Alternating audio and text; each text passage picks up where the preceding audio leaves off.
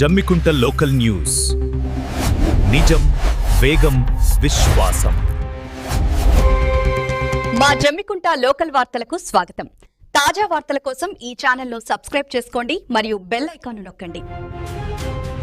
ఈరోజు జమ్మికుంట పట్టణంలోని 13-14 వార్డులలో తెలంగాణ రాష్ట్ర ప్రభుత్వం చాలా ప్రతిష్టాత్మకంగా తీసుకున్నటువంటి ప్రజాపాలన కార్యక్రమంలో ఈరోజు వార్డులో పర్యటించడంలో భాగంగా ఇక్కడ ఉన్నటువంటి ప్రధానమైన సమస్యలు డ్రైనేజ్ సమస్యలు. వార్డులో ఏ గల్లీకి వెళ్ళినా మొదటి నుంచి చివరి వరకు కూడా ప్రజలు డ్రైనేజ్ సమస్యనే ఎక్కువగా చూపుతున్నారు. అలాగే కొన్ని చోట్ల వాటర్ ఇష్యూస్ చెప్పినా సరే దాన్ని రెక్టిఫై చేసి వాటర్ది ప్రాబ్లం సాల్వ్ చేయొచ్చు. కానీ పూర్తిగా 13-14 వార్డులు అయితే కంప్లీట్ డ్రైనేజ్ అంటే సుమారు 1 కోటిన్నర రూపాయలు ఇక్కడ పెట్టినా కూడా ఇంకా పూర్తిగాని పనులు పెండింగ్లో ఉన్నాయి. సరే, గతంలో ఇన్ని సమస్యలు ప్రభుత్వం దృష్టికి తీసుకెళ్ళినప్పుడు కూడా కొంత సాల్వ్ అయినప్పటికీ కూడా ఇప్పుడు కూడా నగరాభివృద్ధిలో సుమారు 15 కోట్ల రూపాయల నిధులలో కొంత 14th వార్డుకి 13th వార్డుకి కూడా కేటాయించడం జరిగింది. ఇంకా మరిన్ని సమస్యలు కూడా మరి రానున్న 99 యాక్షన్ ప్లాన్లో పూర్తిగా సమాచారాన్ని సేకరించి ప్రభుత్వ పెద్దల దృష్టికి తీసుకెళ్లి జమ్మికుంట పట్టణాభివృద్ధికి ముఖ్యంగా మెర్జ్డ్ విలేజ్లకి అక్కడ ధర్మారం 1-2 కానీ ఇక్కడ 13-14 కానీ మెర్జ్డ్ విలేజ్లలో చాలా సమస్యలు ఉన్నాయి.